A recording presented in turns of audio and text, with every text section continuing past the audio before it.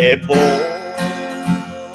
viver quando se tem em paz o coração.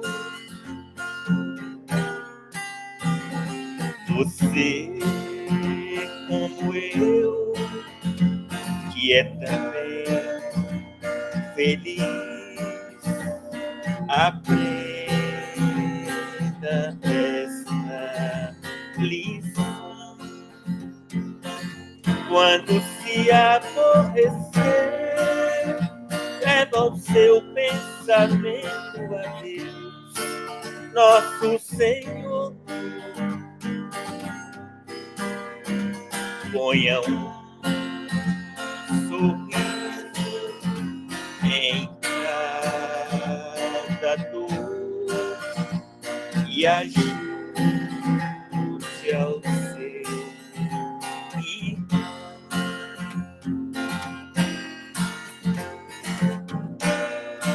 Somente assim é que você verá como é bom então viver. Quando se tem a paz e o amor e Deus no coração.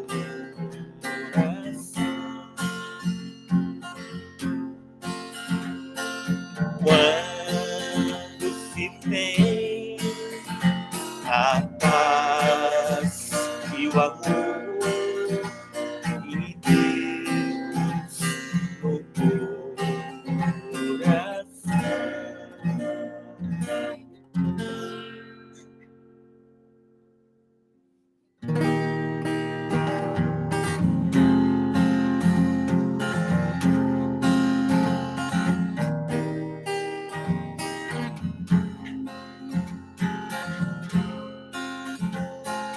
Quando o amor reina nos corações, quando o homem controla as emoções, quando a guerra então cessa e o homem se arrepender,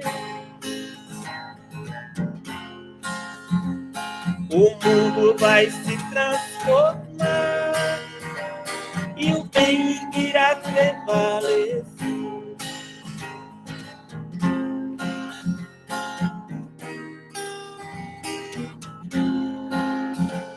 A tempestade vai passar e o mundo verá a luz. A paz então irá reinar, como prometeu Deus.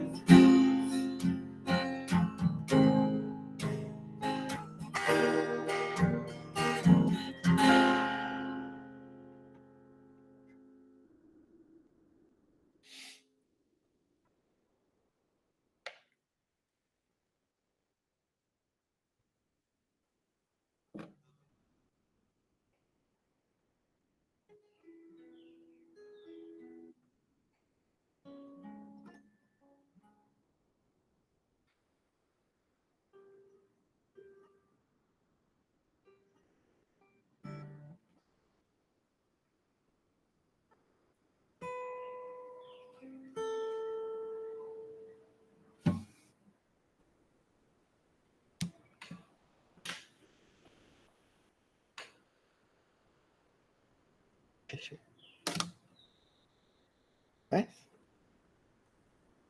Tá mais?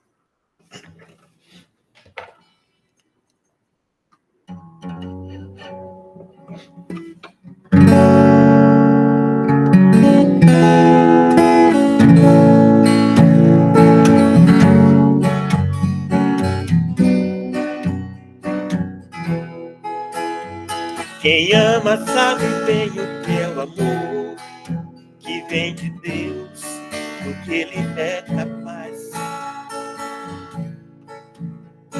Quem ama não tem tempo pra sofrer, nem se envolver com coisas tão banais. Somente o amor é capaz de transformar os corações e construir um mundo melhor de paz.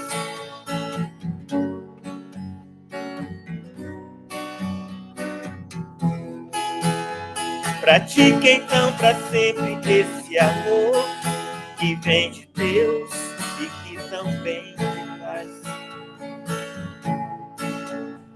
Cultive a semente onde estiver, segue sempre amando com fé.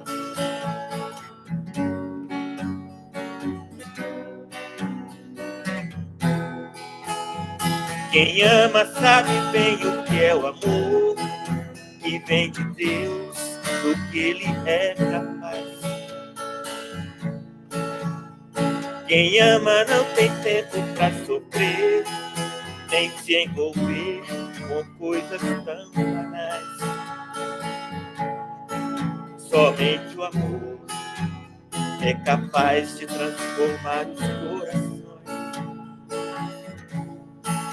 e construir um mundo melhor de paz.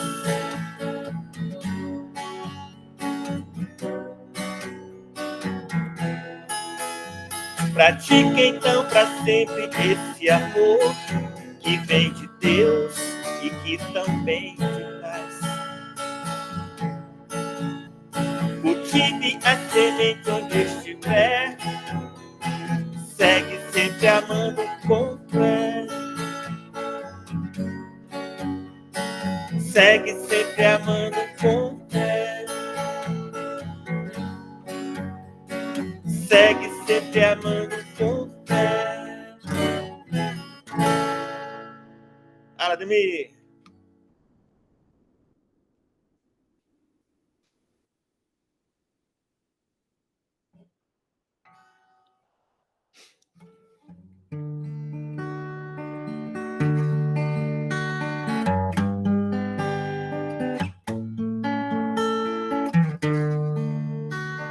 Deus, em ti confiarei, contigo estarei,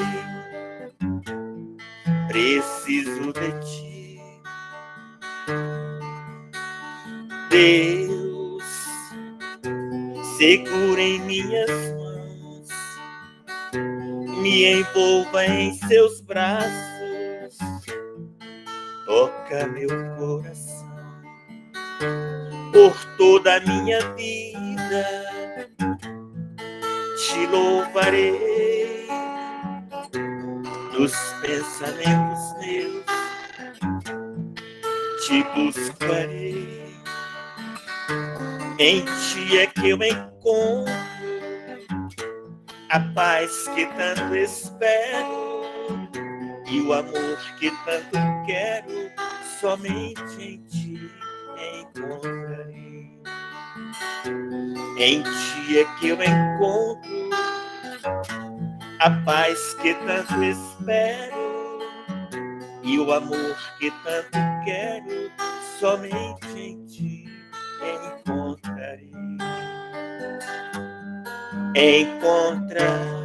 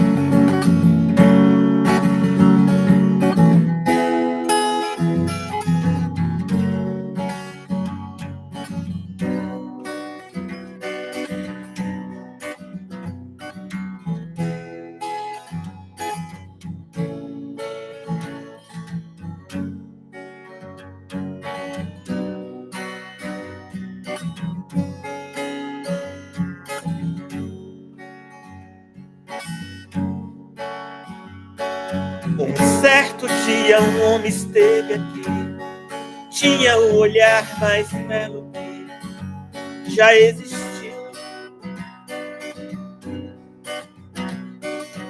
Tinha no cantar uma oração, no falar a mais linda canção que já se ouviu.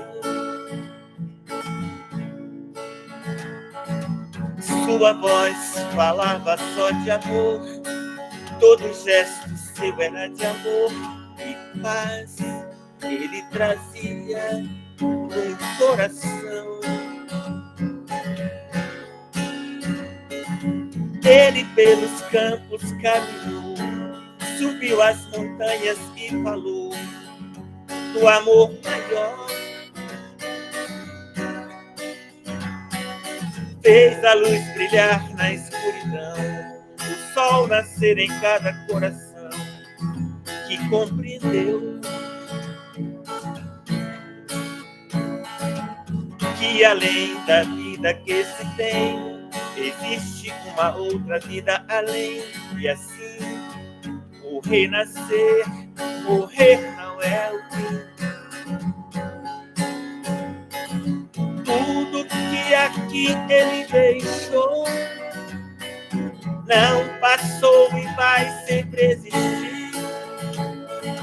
Flores nos lugares que pisou e o caminho certo pra seguir. Tudo que aqui ele deixou não passou e vai sempre existir. Flores nos lugares que pisou e o caminho certo pra seguir.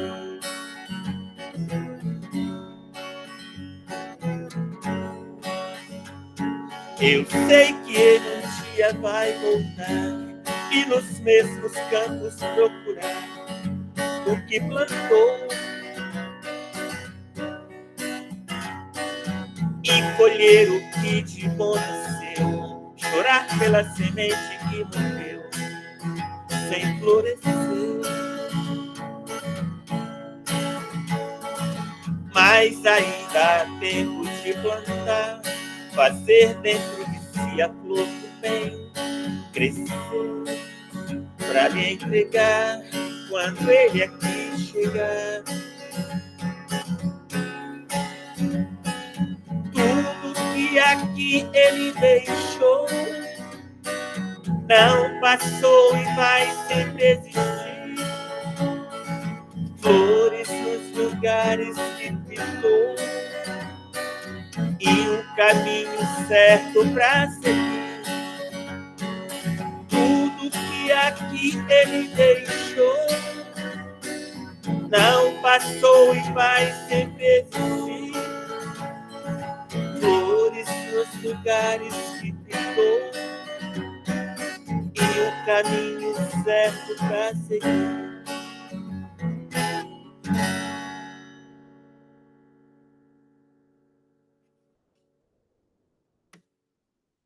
Deu, Cida? Mais uma?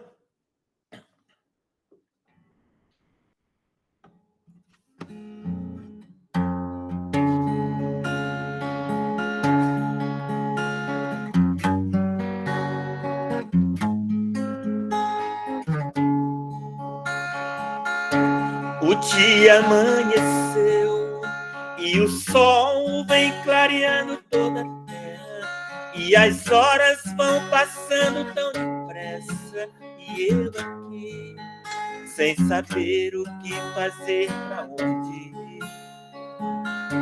Sozinho aqui estou à procura de alguém pra conversar. Ainda é tempo pra poder recomeçar o tempo perdido. Um dia alguém falou que o tempo era o meu melhor amigo, que aonde eu for o tempo vai comigo. Hoje eu sei o tempo que perdi nas ilusões e coisas tão banais. ainda é tempo para recomeçar, ainda é tempo. O dia amanheceu e o sol vem clareando toda a terra, e as horas vão passando tão depressa, e eu aqui sem saber o que fazer, pra onde ir. Sozinho aqui estou à procura de alguém pra conversar. Ainda é tempo pra poder recomeçar o tempo perdido. Um dia alguém falou que o tempo era o meu melhor amigo, que aonde eu for o tempo vai comigo. Hoje eu sei o tempo que perdi nas ilusões e coisas tão banais. Ainda é tempo pra recomeçar, ainda é tempo pra recomeçar, ainda é tempo.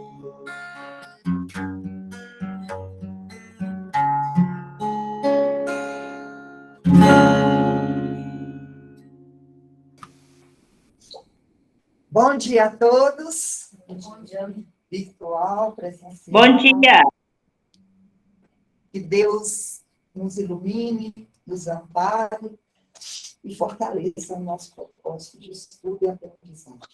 Vou ler mais uma parábola do livro que eu gosto, as historinhas. São historinhas que a gente já conhece, mas que relembrar é muito bom.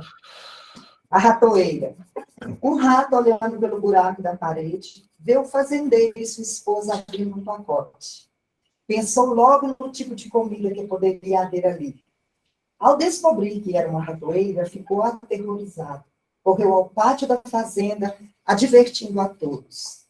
Há uma ratoeira na casa, há uma ratoeira na casa. A galinha disse, desculpe-me, senhor rato. Eu entendo que isso seja um grande problema para o senhor, mas não me prejudica em nada, não me incomoda. O rato foi até o porco e disse-lhe, há uma ratoeira na casa, há uma ratoeira na casa.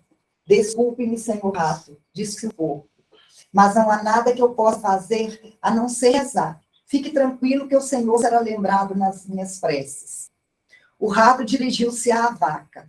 Ela lhe disse, o que quer o senhor rato? Aí ele fala, uma ratoeira na casa, eu estou em perigo. E a vaca responde, e por acaso eu estou em perigo? O que o senhor quer de mim? Eu acho que eu não estou em perigo.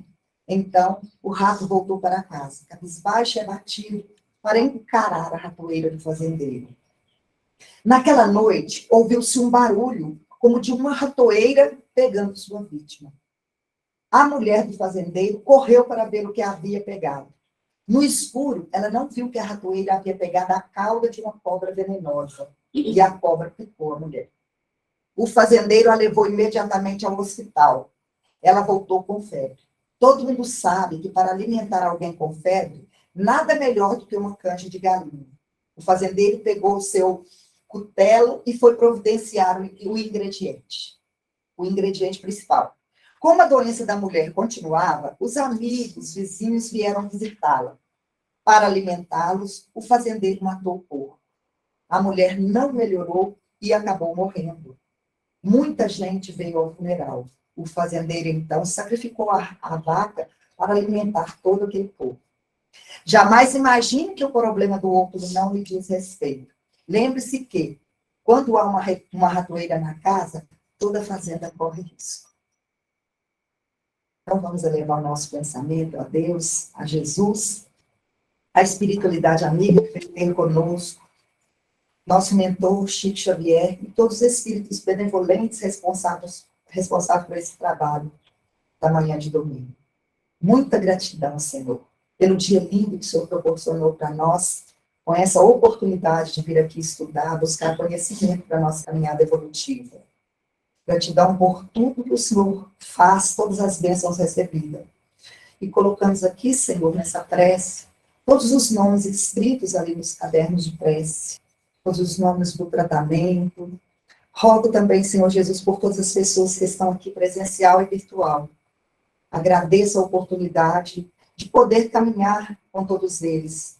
Agradeço essa casa abençoada, Senhor, que nos apoia.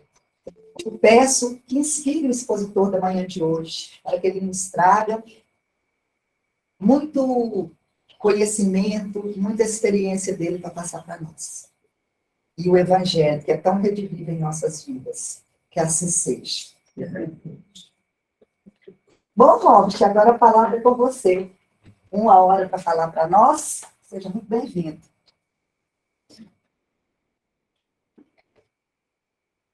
Se você quiser sentar depois.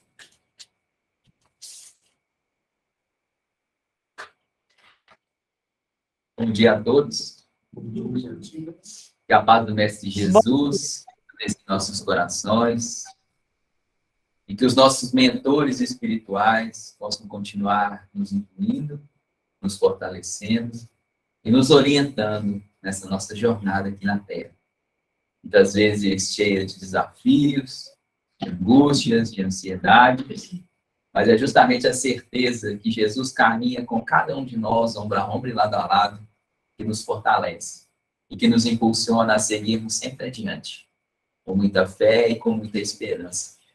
Inicialmente, eu gostaria de agradecer o convite, Ciro, pela oportunidade abençoada de estarmos reunidos neste lar que tão carinhosamente nos acolhe. Tantas oportunidades nos oferece de aprendizado, de crescimento, de transformação moral e espiritual. E a nossa proposta de hoje é refletirmos sobre a parábola das coisas novas e velhas. Vocês já ouviram essa parábola? Conhece a parábola? Nós vamos buscar aqui extrair elementos para a nossa reflexão. Porque quando nós nos propomos a estudar o Evangelho de Jesus, a gente não pode ficar apenas, então, somente na simples narrativa, uma leitura superficial.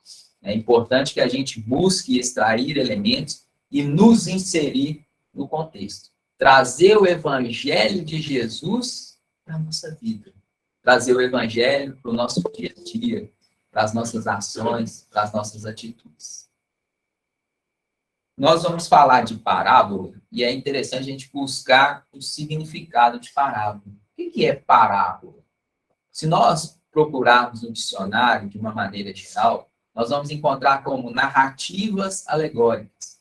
Muitas vezes trazem personagens humanos com um cunho moral. Jesus se utilizava das parábolas para transmitir os seus ensinamentos. Parábola vem de parabolé, que quer dizer comparação. A maioria daquelas pessoas que estavam ali ouvindo Jesus, buscando aprender com Jesus, eram pessoas simples. Então, Jesus se utilizava dos costumes, se utilizava das situações que eles conheciam naquela época para transmitir os seus ensinamentos. E é importante, então, quando a gente vai estudar uma parábola, vai pegar um ensinamento de Jesus, a gente procurar entender os costumes da época. Tem uma parábola muito interessante, ela vai nos auxiliar na compreensão dessa, só para a gente ter uma noção dessa questão de comparação. Parábola do tesouro escondido. Vocês já ouviram essa? Ela está lá no Evangelho de Mateus, no capítulo 13. Deixa eu localizar ela aqui. No capítulo 13, versículo 44. Olha só. Jesus fala assim: também o reino dos céus é semelhante a um tesouro escondido num campo, que um homem o achou e lhe escondeu. Cheio de felicidade, vai, vende tudo o que tem e compra aquele campo. Olha que interessante. Um homem que encontra um tesouro em um campo, cheio de felicidade, ele esconde aquele tesouro e vai vender tudo que ele tem para comprar aquele campo. Parece até um pouco paradoxal, né? Ele escondeu o tesouro, quer dizer, se a gente encontrasse esse tesouro, será que a gente não se apropriaria desse tesouro? E aí sim nós ficaríamos felizes? E aí nós vamos buscar lá nos costumes da época. Falando, ele encontrou um tesouro e escondeu. Que tesouro que é esse? Naquela época, as pessoas que possuíam grandes riquezas, elas escondiam essas riquezas para não serem roubadas. Não é igual hoje, né? Que tem os bancos, onde você pode colocar lá para proteger dos ladrões, dos assaltantes. Como que eles faziam isso aqui?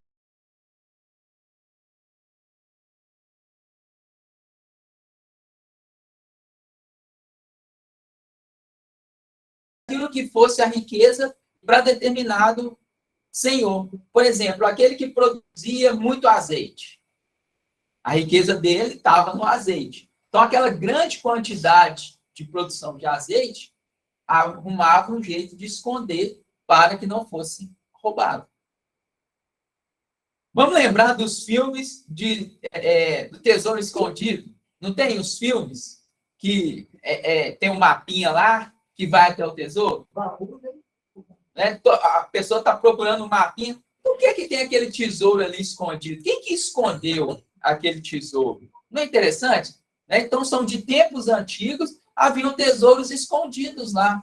Alguém escondeu para proteger. Né? Então, os filmes, eles trazem um pouco disso para nós, para nos ajudar a compreender esses costumes. Só que, muitas vezes, esses senhores que escondiam seus tesouros, eles vinham a desencarnar. E eles não comentavam com ninguém ou com poucas pessoas sobre aonde estava escondido. Então, aquele tesouro ficava lá, perdido. Às vezes, os familiares não sabiam que tinha aquele tesouro. Né? Se alguém, pelo costume da época, encontrasse esse tesouro, não poderia se apropriar dele. Encontrei aqui, vou pegar para mim, não. Pela lei, eu precisava comprar toda aquela área para eu me apropriar desse tesouro. Aí, olha como que é bacana, que agora a gente começa a entender a parábola de Jesus.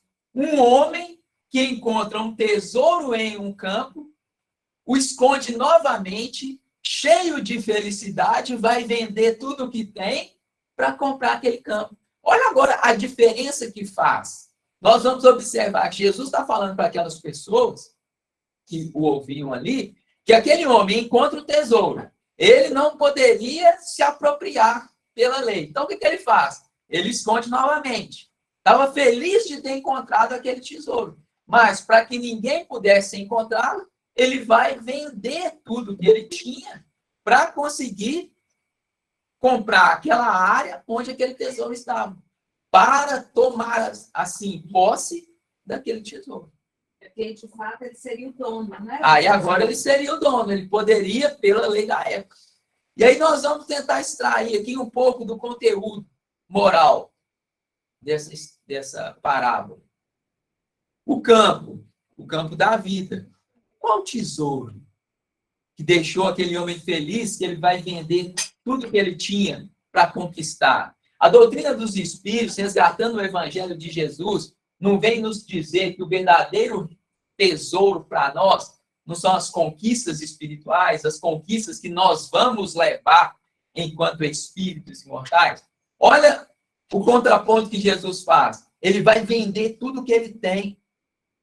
Ele achou um tesouro ali que era mais importante do que tudo que ele tinha conquistado até aquele momento, porque Jesus fala que ele vai vender tudo para comprar aquele campo, para conseguir tomar posse desse tesouro, que é o tesouro verdadeiro, que é o tesouro que ele realmente vai possuir enquanto é espírito imortal. E esse vender tudo, o que representa isso para nós? Os bens materiais que são colocados à nossa disposição é justamente para nós conquistarmos essas riquezas que são espirituais. Esses são recursos para propiciar a nós essa conquista. Então, nós podemos entender esse vender tudo que tem como a maneira pela qual ele utilizou daqueles recursos que estavam à disposição dele para conquistar esse recurso, essa grandeza que representa para o espírito dele. Quando a gente pega a questão 132 de O Livro dos Espíritos, Kardec pergunta para os espíritos imortais: qual é o objetivo da encarnação? E os espíritos imortais respondem: as leis de Deus lhes impõem a encarnação com o objetivo de alcançar a perfeição.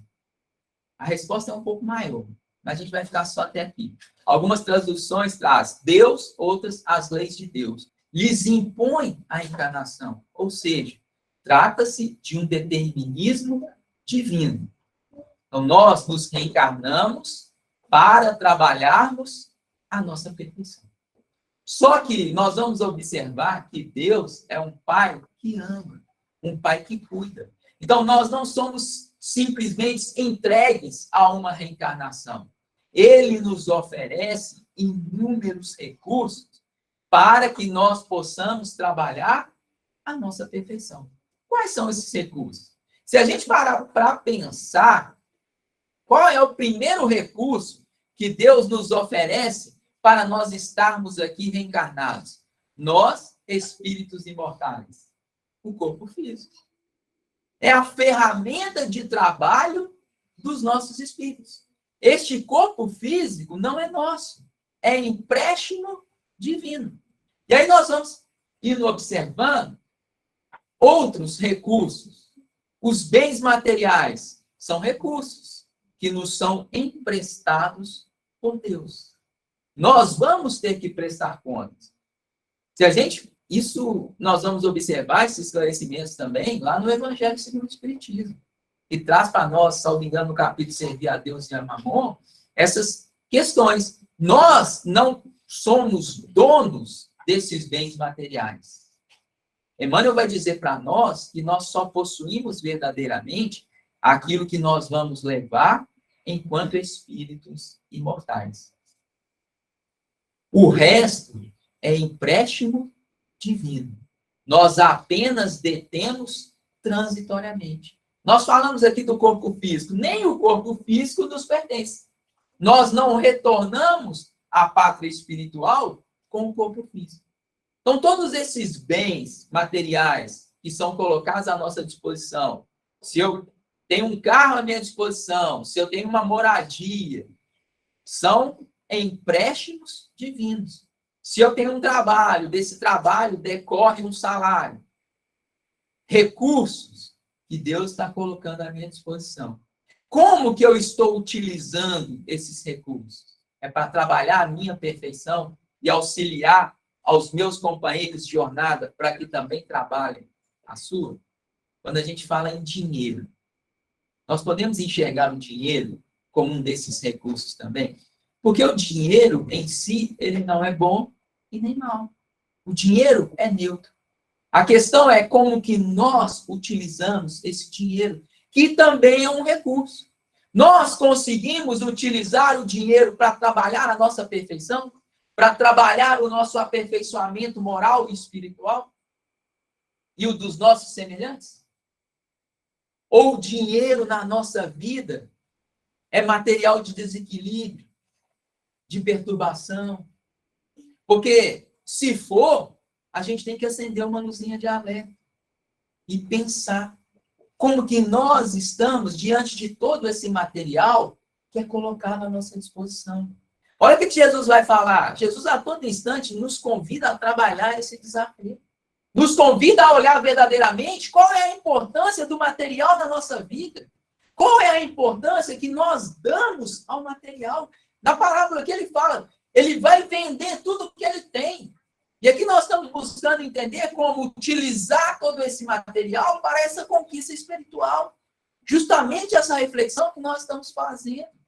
De utilizar esses recursos colocados à nossa disposição para trabalhar o nosso espiritual. Se a proposta não é a perfeição, Jesus fala para nós, sede vós perfeitos, como perfeito é o vosso Pai que está no céu. Olha a referência que ele coloca. Deus, ele podia ter se colocado como referência, mas ele coloca Deus, significando para nós que nós temos a todo instante de trabalhar essa perfeição. Quando eu achar que eu estou ali, ó, já no, isso por cima, peraí, qual que é a minha referência? É Deus. Deus é a perfeição. Então, eu vou buscar essa perfeição. Perfeição aonde? Nas minhas atitudes, no meu relacionamento com as pessoas, nas minhas condutas do dia a dia, buscando ser melhor a cada instante. Essa, nós vamos observando a proposta de Jesus. E aí, quando a gente para pensar que nós estamos falando só de bens materiais, né? Quando a gente fala assim, saúde, quando a gente fala de tempo, Deus nos concede tempo. Repara, a cada dia, Deus te dá 24 horas. O que nós fazemos com essas 24 horas? Para gastarmos como nós quisermos. Porque gastamos, ele vai dar para nós mais 24. E como que nós utilizamos essas 24 horas? Temos utilizado nesse processo de trabalho da nossa perfeição? Nesse processo de auxiliar aos nossos semelhantes? Como é o meu dia? Às vezes a gente fica parando para pensar no nosso dia tão corrido, tão tumultuado. Às vezes no dia, quanto tempo eu dedico para mim mesmo? Para voltar para mim mesmo? Quanto tempo eu me dedico para me conectar com a divindade, com a espiritualidade? Quanto tempo dessas 24 horas eu dedico para olhar o outro, para ir até o outro, para buscar auxiliar o outro?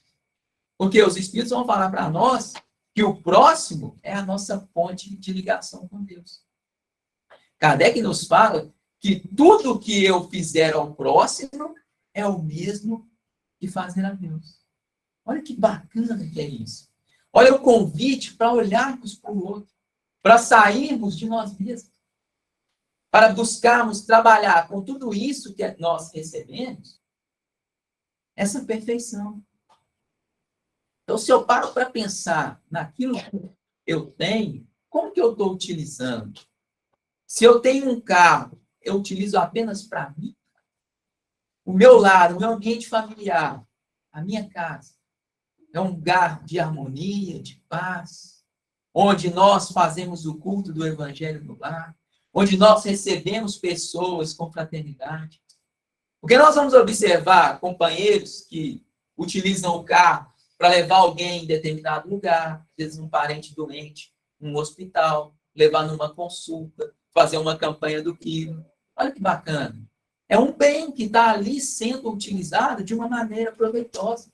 A gente costuma falar muito lá, aqui a cidade é um pouco menor, mas até acredito que seja também possível, às vezes alguém que trabalha em Rio Manso, né, está esperando aí uma locomoção e eu vou para Rio Manso, e eu sei que aquela pessoa está indo para lá, eu posso auxiliar com uma carona. Lá em Belo Horizonte a gente fala muito, as pessoas que estão indo para o trabalho, às vezes tem colegas de trabalho no ponto de ônibus. Eu posso utilizar esse veículo para auxiliar aquela pessoa também, para servir. Olha o servir, como está presente essa oportunidade nas nossas vidas. Então, a gente para pensar, nós falamos aqui, como que nós enxergamos o material na nossa vida? É uma meta a ser alcançada? Ou é um meio pela qual eu estou utilizando para alcançar uma meta muito maior, que é espiritual, que é a grandeza, a riqueza verdadeira? Aí a gente começa a entender um pouquinho do que Jesus está falando na parábola do tesouro escondido. Às vezes esse tesouro está escondido, nós não estamos conseguindo enxergar ele ali à nossa frente. Então eu preciso tirar um pouco o meu olhar das questões materiais para que eu possa enxergar, para que eu possa verdadeiramente dar valor àquilo que é necessário, aquilo que é importante para a nossa vida. Então, esse é um pouquinho da parábola do tesouro escondido, que ela nos ajuda a refletir sobre essa aqui, porque está inserida no contexto dela. E aí nós vamos fazer a leitura da parábola das coisas novas e velhas. Ela está lá no Evangelho de Mateus, no capítulo 13 também, o mesmo capítulo da parábola do tesouro escondido, versículos 51 a 58. Nos traz o evangelista Mateus. E disse-lhes Jesus: entendestes todas essas coisas? Disseram-lhe eles: sim, Senhor. E ele disse-lhes: por isso todo escriba instruído acerca do reino dos céus é semelhante a um pai de família, que tira do seu tesouro coisas novas e velhas. Essa é a parábola. Pequenininha, parece simples. Como entender essa parábola? Qual o conteúdo moral que nós, utilizando dos estudiosos da espiritualidade, da doutrina dos espíritos, o que nós podemos extrair dessa parábola? Olha que interessante. A primeira coisa, nós vamos ir fazendo pontinha a pontinha aqui para a gente entender. Só que nós já observamos que ele faz aqui uma comparação. Faz. A gente fala assim, parábola vem de paraboleque, vem de comparação. Ele faz uma comparação aqui, ó. Todo escriba instruído acerca do reino de Deus é semelhante a um pai de família. Então, a gente já vê aqui uma comparação. Só que a gente precisa entender qual que é o significado disso para aquelas pessoas que estavam ouvindo Jesus naquele instante. E, por extensão, para nós. Ele pergunta, entendeste todas essas coisas? Pergunta para os discípulos. E os discípulos vão dizer que sim. Que coisas que ele está perguntando se eles entenderam? Quando a gente vai lá no capítulo 13 do Evangelho de Mateus, Jesus está falando, ou tentando, de alguma maneira, nos explicar o que vem a ser o reino dos céus. Lembra? O reino dos céus é semelhante a... Nós vamos ver lá no capítulo 13. Ele tem a parábola do trigo e do joio. Ele fala, o reino dos céus é semelhante a um homem que semeou uma boa semente. Então, ele vai trazendo comparações para que nós possamos tentar entender o que vem a ser esse reino dos céus. Nós temos a parábola do grão de mostarda, a parábola do fermento, a parábola do tesouro escondido, que a gente refletiu um pouquinho dela, a parábola da pérola e a parábola da rede. Após ele trazer todas essas parábolas, é que ele vai perguntar aos discípulos, entenderam todas essas coisas? E eles vão dizer que sim. Ou seja, ele tentando explicar, por exemplos, por comparações, o que vinha a ser esse reino dos céus, e os discípulos estão ali ouvindo, os discípulos, aqueles que se encontravam próximos, também. E aí ele vem trazer a comparação. Por isso, todo escriba é instruído acerca do reino dos céus. Olha por que era importante entender o que vinha a ser reino dos céus. Para concluir esse ensinamento que ele estava trazendo. Aqui nós vamos entender o reino dos céus como esse equilíbrio, como essa paz íntima, essa conquista espiritual. Porque Jesus fala que o reino dos céus está dentro de nós. Quando os escribas e os fariseus perguntaram para ele quando viria o reino dos céus, ele vai dizer que não se veria ostensivamente, não se diria ei-lo aqui ou ei-lo ali, porque ele está dentro de nós, dentro de cada um de nós. O convite é para que cada um de nós nos despertemos para esse reino dos céus. Agora, só a título de curiosidade, para quem gosta de estudar, que a gente vê reino dos céus e reino de Deus, não vê? É a mesma coisa? O que vocês acham? Porque eu poderia falar aqui também, né? Por isso, todo escriba é instruído acerca do reino de Deus. Ele fala que o reino de Deus está dentro de nós. Reino de Deus e reino dos céus, nesse contexto, representa a mesma coisa. A diferença que nós vamos notar em relação aos evangelistas é que Mateus era um judeu que trazia os ensinamentos de Jesus para o povo judeu. Mateus queria demonstrar que Jesus verdadeiramente era o Messias prometido. Aquela época não podia usar o nome de Deus em vão. Se a gente parar para pensar, uma das condenações de Jesus é porque ele se intitulava o quê? filho de Deus. Como assim? Filho de Deus? Ele não é o carpinteiro? O pai dele é o José. Não é Deus.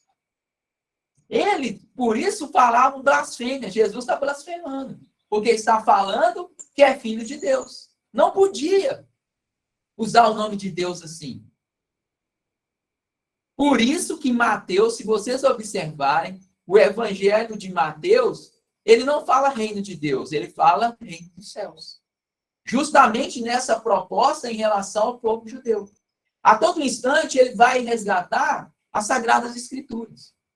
Se observarmos os outros evangelistas, né, Lucas, João e Marcos, eles utilizam reino de Deus, termo reino de Deus, sem esse compromisso que Mateus trazia. Então, nós podemos entender reino de Deus a mesma coisa que reino dos céus.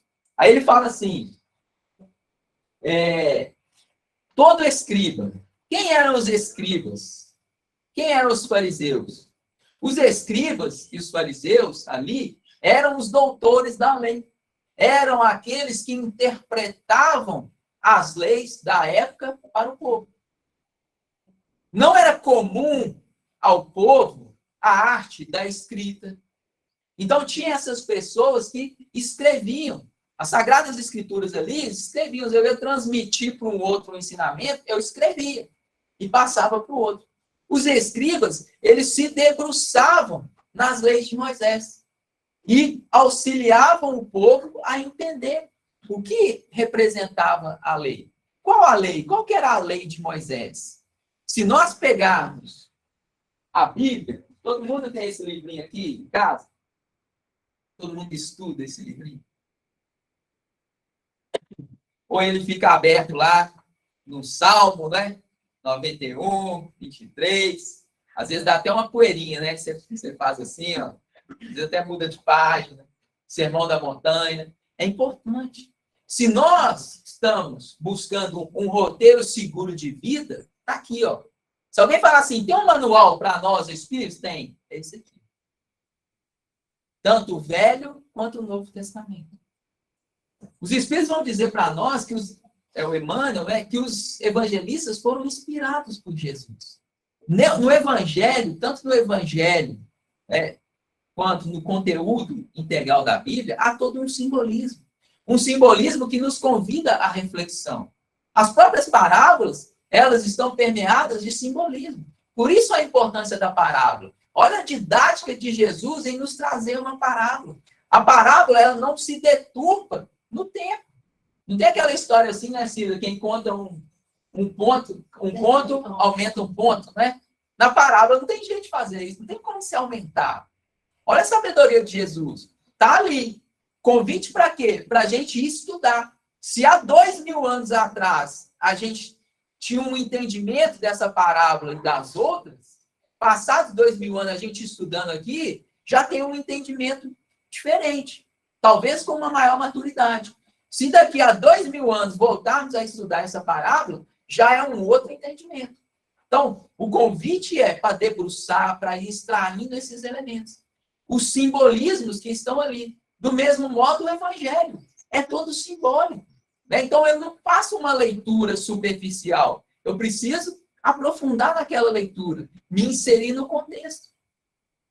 Aí nós falávamos que os escribas, como doutores da lei, interpretavam a lei para o povo. Qual lei? A lei de Moisés. Qual que é a lei de Moisés? Quando a gente abre o livrinho aqui, os 5 primeiros livros, que são Gênesis, Êxodo, Levítico e Números. E os profetas. Essa era a lei da época. Jesus não resume no amor? Eles estudavam e passavam para o povo. Aí olha o que é interessante que Jesus fala dos escribas e fariseus. Está lá no capítulo 23 de Mateus. Deixa eu ver se é 23 ou 25. Versículo 1.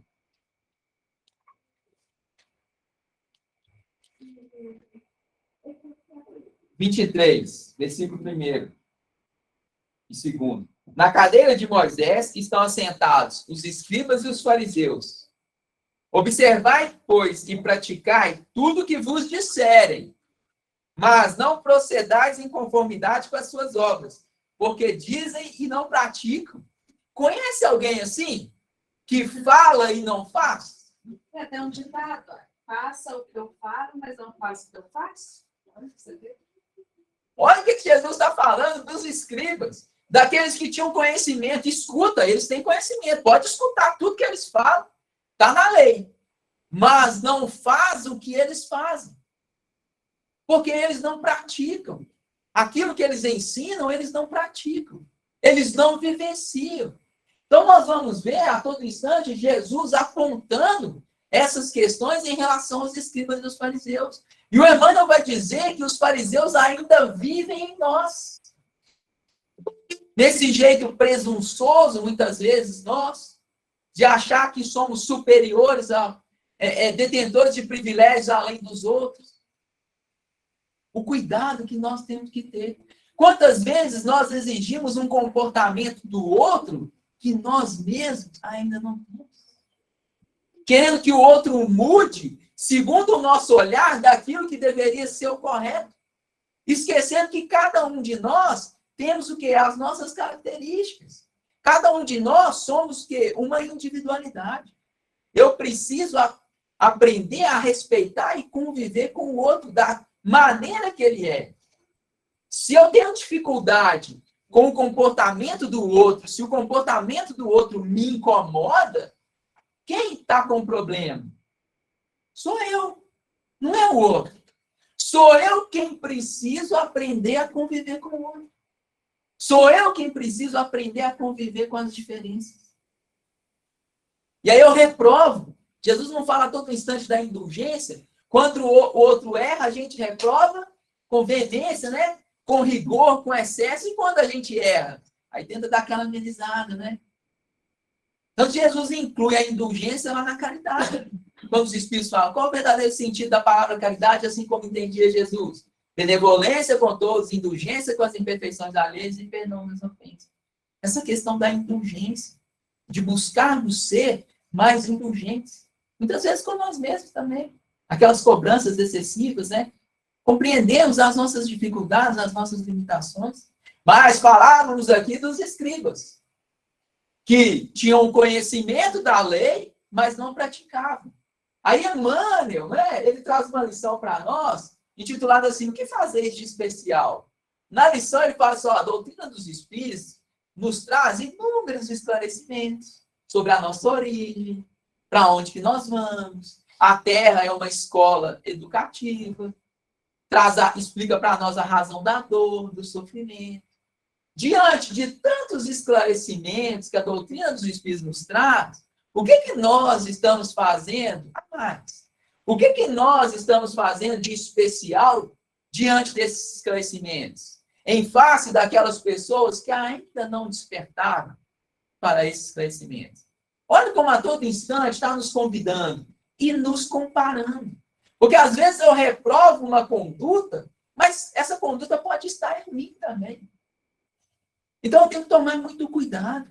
Às vezes a gente olha essas corrupções que nós vamos vendo aí, né? Espíritos se corrompendo no muito, e esquecemos de olhar em nós mesmos, se corrompendo no pouco. O crime é o mesmo. Quando eu pego um clipezinho que não é meu, uma caneta que não é minha. Lá no meu trabalho tem um clipe, tem uma caneta, tem uma máquina de tirar cópia destinada ao trabalho. E eu vou lá.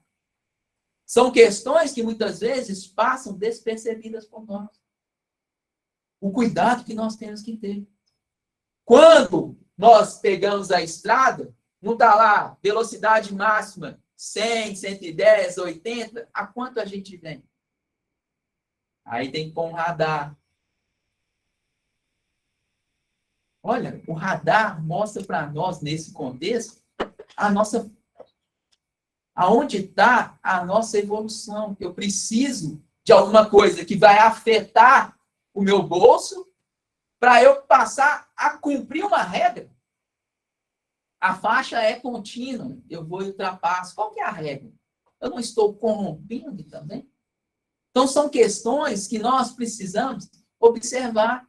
Porque é nessas pequeninas coisas que nós vamos nos transformar. São essas pequeninas coisas que vão fazer diferença na nossa vida. E aí a gente fica pensando só no grande e fica apontando. Isso é o pior. Né? Então, temos que olhar para nós mesmos. Nós estamos transformando, nós estamos trabalhando a nossa perfeição, porque aquele companheiro que está lá com as responsabilidades dele, ele também está tentando acertar.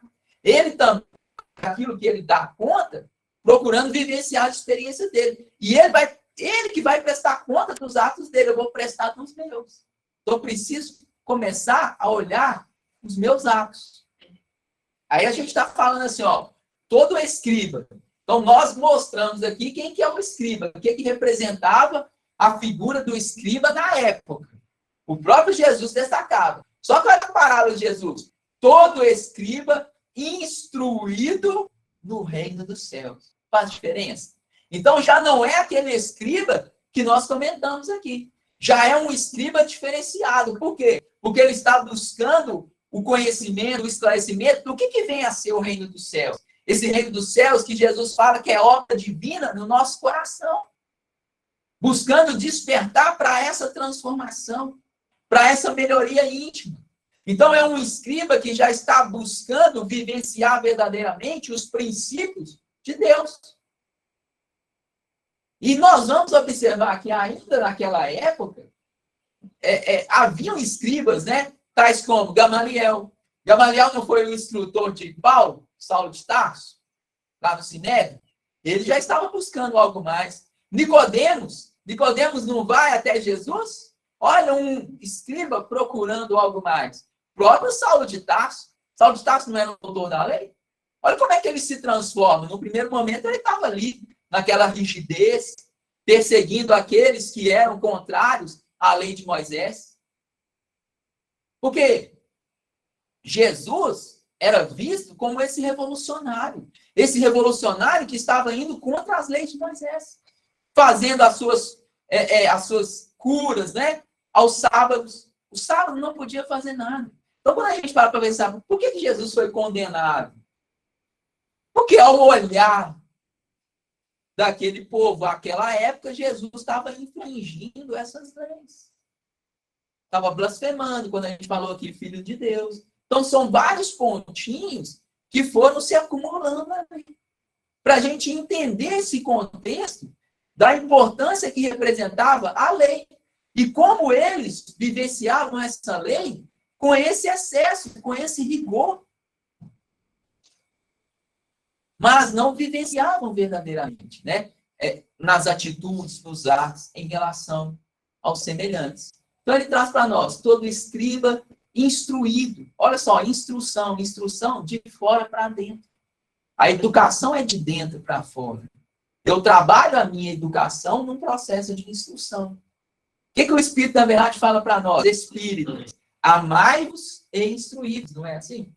Olha a importância do amor, de aprendermos a amar uns aos outros, buscando essa instrução. E a doutrina dos Espíritos vem ser para nós essa instrução, esse processo instrutivo, que vai nos ajudar a trabalharmos a nossa educação, nos reeducarmos.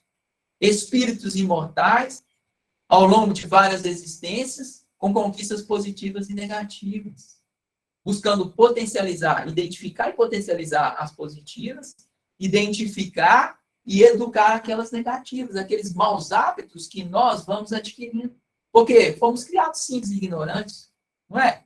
Da onde que vem o nosso egoísmo? Será que Deus nos criou egoísta? Será que Deus nos criou orgulhosos? Ou nós somos conquistando isso aí nas nossas atitudes, nas nossas caminhadas? E aí nós precisamos primeiro identificar em nós, para trabalharmos isso. E aí, Jesus, trazendo esses ensinamentos, vem nos ajudar nessa proposta. Então ele continua. Todo escriba instruído acerca do reino dos céus é semelhante a um pai de família. Pai de família. Porque aí é a comparação. Então ele está comparando um escriba que muitas vezes ali foi apontado, né? Essas questões mais difíceis em relação ao comportamento deles, mas Jesus compara um pai de família.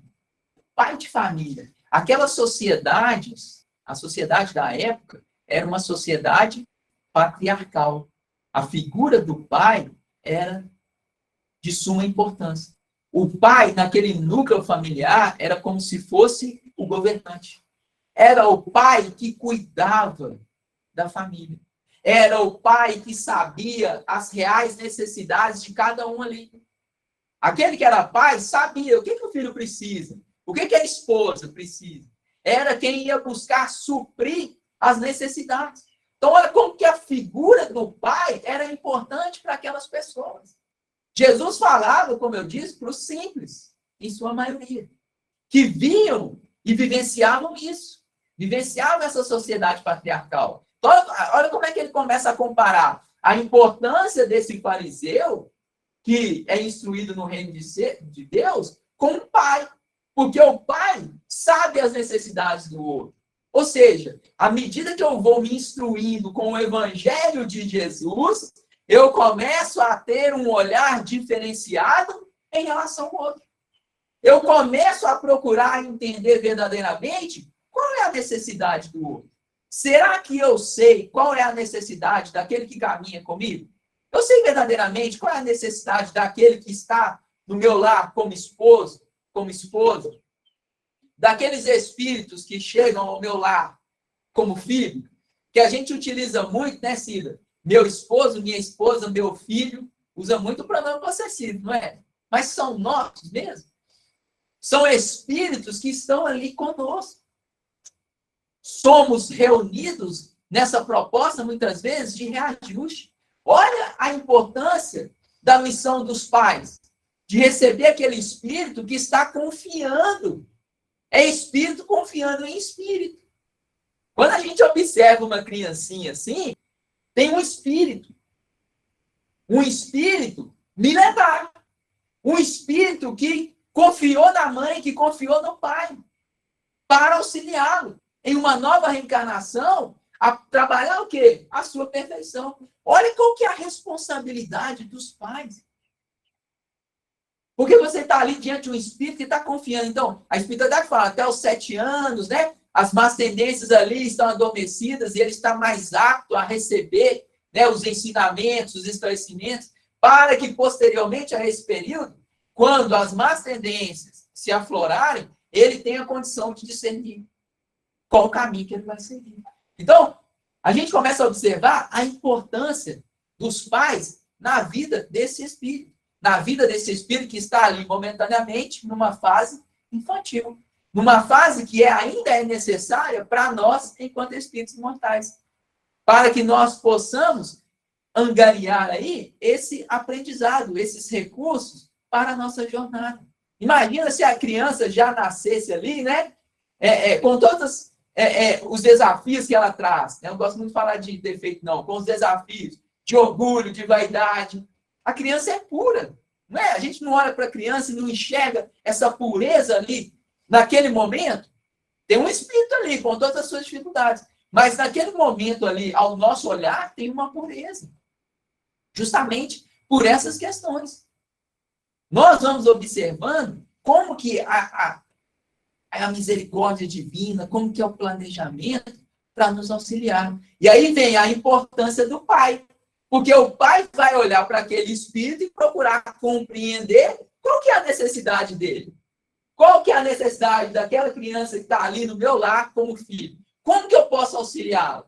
Aí eu preciso ter um olhar atento. Ter todo um cuidado com aquele espírito. Olha que bacana que é isso. Você tem ali no celular alguém que está confiando. Não, você vai me ajudar. Houve um planejamento espiritual. Foi tudo combinado, foi tudo planejado. É só a gente ver as obras de André Luiz. Então, nós temos que ter, enquanto pais, o cuidado com esses espíritos. Quando a gente só, de maneira rápida, num processo de educação, que representa promover a capacidade física, moral e intelectual de alguém ou de si mesmo, né, o caráter dos pais nessa proposta educativa, o cuidado com aquele espírito.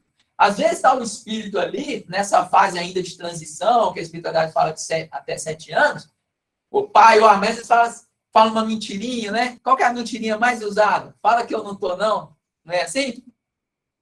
Que eu não posso atender. A criança, a gente não sabe a história daquele espírito. E aí eu não sei se ele vivenciou mentiras, se ele viveu em mentiras, numa teia de mentiras.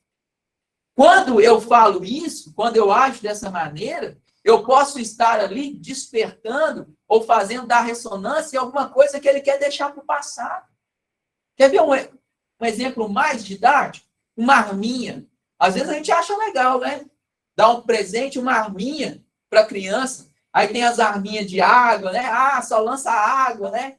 É uma arma. Você sabe a história daquele espírito? Sabe o que ele viveu no passado, nas outras existências? Será que ele teve algum problema com arma? Porque eu dando uma arma, eu posso estar despertando ali inconscientemente. Arma é arma. Quando, numa criança menina, os excessos com maquiagem, as roupinhas muito curtas, eu sei qual que é a história dela, daquele espírito. De outras existências que também podem ter vivenciado experiências como mulher, porque o espírito verdadeiramente não tem sexo. Mas a gente não sabe as experiências do passado. Sabe? Se ela se perdeu nesse caminho, e aí eu estou ali, o quê? De alguma maneira criando uma ressonância, fazendo lembrar. Né? Tá ali, vai produzindo ali a sementinha no inconsciente. Então, olha como que o olhar tem que ser um olhar diferenciado. Olha como é que faz a diferença. Porque o pai, ele tem que saber a necessidade daquele que está ali com o filho. Quando eu pego aquele espírito e vou para um bar, ou então ali bebendo, né, consumindo bebida alcoólica na frente daquele espírito, nesse momento de transição, eu não sei. E se ele teve problema lá atrás com bebida? Tá vendo como que o cuidado, como que a responsabilidade é muito grande? E aí, o que eu vou oferecer para ele? Né? Do mesmo modo, eu preparo o culto do evangelho no lar, eu convido ele a participar, porque aquele espírito está sob a minha tutela. Ah, não quero participar, não. Às vezes a gente ouve, sabe, os pais procuram a gente e falam assim, meu filho não quer participar do culto. Quantos anos? 10, 12, 15. Não tem que querer. Não tem que querer, tem que participar. A voz do pai, da mãe ali é impositiva nesse momento. Ah, meu filho, aí os pais vêm para casa espírita e deixam os filhos lá no celular, né? Não vem para a evangelização. Não tem que querer. Essa opção, nesse momento, não existe. Porque a responsabilidade é dos pais. Depois lê lá, eu não trouxe o livro dos Espíritos, também não estou lembrando aqui as questões, mas, salvo engano, tem uma questão 208, por ali, uma 520 e poucos, vai falar justamente da responsabilidade dos pais. Os pais vão ser responsabilizados se os filhos se perderem.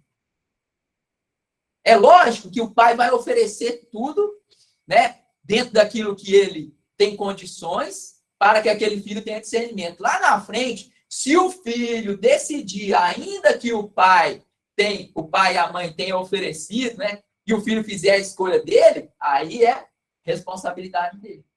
Mas vai ser avaliado. Então, os pais, eles vão prestar conta. E aí ele fala que está comparando, então, esse escriba a esse pai. Olha que interessante se a gente parar para pensar. Nós falamos aqui que o pai sabe das necessidades. Jesus apresenta Deus como? Olha, aquela sociedade da época. Quem que é Deus? Antes, Deus era o Senhor dos Exércitos. Deus era quem punia. Aí quando Jesus fala assim, amai os inimigos, eu imagino que a terra tremeu ali, porque Deus punia os inimigos. Como que alguém fala que Deus para amar os inimigos? Alguém que é filho de Deus fala para amar os inimigos se Deus pune os inimigos. É só a gente ver lá os Salmos. Né? E aí vem Jesus e tira essa figura de Deus, né, de um Deus punitivo, de um Deus que castiga. Se a gente olhar hoje, ainda tem esses resquícios, né? Quantas pessoas falam assim, ou a gente já falou, Deus castiga, né? Não faz isso não, que Deus castiga. Deus castiga? A gente sabe que não. Não é? São frutos das nossas atitudes. Consciência. Somos nós mesmos, né, que somos cobrados. Então, aí, olha que bacana, não é bacana quando a gente começa a pensar no Evangelho? Você fala assim, peraí, Deus é um pai. Olha, porque se a gente lê assim, fala assim, Deus apresentou como um pai, de suma importância, Jesus trazer Deus como um pai. Que olha, pai, Deus sabe das nossas necessidades. Por isso que ele fala, como que ele ensina o Pai Nosso? Fala o Pai Nosso, né? Coloca como irmãos. Seja feita a tua vontade. Por quê? Porque ele sabe do que nós verdadeiramente necessitamos enquanto espíritos. Muito mais prudente que seja feita a vontade dele do que a nossa vontade. A confiança em Deus. Confiar verdadeiramente nos desígnios de Deus para cada um de nós. Ainda que nós não concordemos, né, Cida? Ainda que nós não entendamos. Porque todos nós temos aí esse plano divino. Materialmente, nós trazemos um plano. Muitas vezes é imposto pela sociedade, né? De estudar, trabalhar, ter dinheiro, casar, ter filho. Mas, muito além desse plano material que é nosso, tem um plano divino para cada um de nós. E muitas vezes a gente reluta. E o interessante é que Deus não chega para nós e fala assim, seu plano é esse. Imagina, você ia querer, Cida, se Deus falasse? Só, seu plano é esse aqui, para essa vida. Vou correr, não dou conta. Mas Deus sabe das nossas necessidades. Sabe daquilo que nós precisamos. Olha que bacana que é essa comparação que ele faz. Né? Então, todo escriba instruído no reino de Deus é semelhante a esse pai de família. Aí nós destacamos a importância do pai de família, que tira do seu tesouro coisas velhas e coisas novas. Que tesouro? Aonde está o tesouro? Aonde estava o tesouro dos escribas? Aonde está o nosso tesouro? O que nós estamos buscando do nosso tesouro? O que é tesouro na nossa vida? É cada um pensar. O que é tesouro na vida? E aí a gente pensa coisas novas e coisas velhas. Jesus está falando ali dos escribas. Os escribas mesmo, tal como a gente trouxe, o que eles buscavam? A lei de Moisés. Não é a lei da época? Aí vem Jesus como uma coisa nova. Não é? Mas trazendo, ele fala, ele não vem derrogar a lei, ele vem nos ajudar a compreender. Mas ele está trazendo ali o novo, não está? Nos ajudando nesse processo de compreensão verdadeira. Então, se a gente falar assim, que as leis de Moisés eram as coisas novas, o escriba, o verdadeiro escriba, ele se abre para a flexibilidade. Ele não fica fechado. Espera aí, vamos tentar escutar ele. Pode ser que o que ele está falando é verdade. Pode ser que o que está falando faça sentido. Quantas vezes a gente fica preso apenas às coisas velhas? Quantas vezes a gente tem dificuldade porque estamos presos às nossas verdades? E aí chega uma verdade para nós, a gente mais ou menos que melinda. As dificuldades que nós temos de se manter o novo, muitas vezes, traz uma certa resistência, né, Ciro? Para nós. Então, olha que interessante essa parábola, essa comparação, nos mostrando. Não tem que ficar preso somente àquilo. As coisas mudam, as coisas evoluem. Né? Eu preciso de uma transformação. Então, Jesus, ele vem trazer essa proposta de transformação para nós. Então, aquela época, mostrando isso. Vivenciava ali as leis de Moisés. Olha Jesus vindo, trazendo os seus ensinamentos, nos convidando, né, a uma nova proposta de vida. E aí a gente tem a doutrina dos Espíritos, resgatando o Evangelho de Jesus, nos ajudando a compreender verdadeiramente essa proposta, nos convidando a essa caminhada com Jesus, nos convidando verdadeiramente a sermos cristãos. Aquela frase muito falada, não se coloca remendo novo em roupa velha, tem algo a ver também com a criação, né? Porque o filho, quando chega numa certa idade, não tem mais como colocar a coisa nova ali, porque as tendências já despertaram, né? Eu fiquei refletindo quando você estava falando, Por isso, colocar coisa nova tem que aproveitar enquanto está novo, né? E vai remendando, né? Não dá para ficar remendando. Depois, na hora que lava, o que acontece? Não é? Não dá para colocar o novo depois se tiver velho. Né? Assim, é um ditado, né? Não se coloca remendo novo em roupa velha. Aí eu fiquei colocando esse ditado que você estava falando. O próprio Jesus traz isso, né? Então, essa necessidade dessa transformação, de renovação, né? E aí eu gostei muito quando me propuseram fazer esse estudo, porque foi logo quando as casas espíritas começaram a voltar, e aí olha como é que faz todo sentido. Coisas novas, coisas velhas. O que a gente mais ouviu na pandemia? Falou assim, ó, esse ano foi perdido, né? Assim, esses anos foram perdidos, tomara que isso nunca mais aconteça, não quero mais passar por isso. São coisas velhas. Mas foi um ano de aprendizado. De muito aprendizado. Então, está no nosso tesouro. Eu preciso aprender a tirar do meu tesouro isso, essas lições. Então, a pandemia em si foi uma lição para nós, que eu não posso simplesmente lançar para fora. Eu preciso extrair. Qual é o ensinamento? O que eu tenho de lição desses momentos que nós vivemos em pandemia? Desses momentos que foi necessário isolamento social, que foi necessário ali conviver naquele núcleo familiar, né? Que muitas vezes a gente nem convivia. Não aprendemos nesse convívio a olhar verdadeiramente para o outro, a estar com o outro, a compreender as necessidades do outro, a olhar a natureza. Às vezes aquela vida corrida, você não parava para olhar. Né? A gente, certa vez fazendo um estudo, uma companheira falou para a gente assim que a grande lição da pandemia dela, a grande oportunidade, foi ela se conhecer. Olha que legal que foi isso.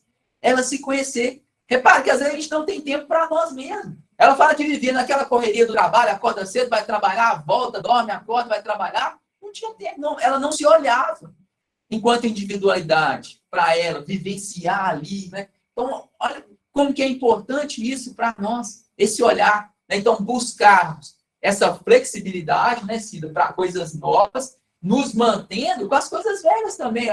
Aquilo que a gente vai aprendendo no nosso dia a dia, nós não podemos descartar. Né? Todo esse conhecimento que vai chegando até nós, essas experiências, elas são importantes. Mas vem as coisas novas, né? Representadas para nós nesse contexto como o Evangelho de Jesus. A oportunidade da gente ser mais flexível. Que às vezes a gente fica preso na nossa inflexibilidade, né? Nas verdades, criamos verdades, e aquilo que não está na nossa verdade a gente descarta. Eu tenho muita dificuldade em aceitar tal coisa, por exemplo. A pessoa vem falar, mas será que não é assim? Ou se fosse assim? Numa tarefa, se você fizesse assim? Né? Não tem aquelas pessoas que são assim, não é assim? Mas por que você fala? Não, porque assim eu aprendi assim. Mas se não fizesse assim, não seria diferente? A pessoa aí não para pensar. E isso é na nossa vida. Né? Então, quando a gente pega uma passagem dessa, olha quanta coisa, quanto material de reflexão a gente pode trazer, buscando extrair esses elementos, buscando extrair essas comparações. Nosso tempo chegou ao final aqui, mantendo a disciplina. Eu quero agradecer muito a oportunidade, a caridade, viu, Cida, a todos. Que Deus continue abençoando a cada um de nós aqui presente nos dois planos da vida. Que a gente busque verdadeiramente olhar o que realmente é tesouro para nós enquanto espíritos imortais. E o que nós estamos extraindo daquilo que nós consideramos como tesouro em nossa vida. Bom dia a todos. Amei estar com vocês. Muito bom. Deus continue abençoando e fortalecendo a todos. E caminhando para o encerramento, nós vamos buscar os recursos da prece, agradecendo a Deus essa bendita oportunidade. Primeiro, de despertar. Obrigado, Senhor, pelo despertar de mais um dia. Obrigado por tantas oportunidades, por tantas bênçãos recebidas. Obrigado, Senhor, pelo ar que respiramos, pela oportunidade de ver, de ouvir, de falar, de sentir, de andar, de estarmos reencarnados. Né? Quantas lições, quantos aprendizados. Que o Senhor continue nos auxiliando, nos intuindo, nos ajudando a caminharmos firmes nos nossos mais singelos propósitos de transformação moral e espiritual. Que do teu laboratório divino, do teu manancial de glória e amor, o Senhor continue a enviar os recursos necessários ao nosso fortalecimento físico e espiritual. Que assim seja. Um excelente domingo para todos.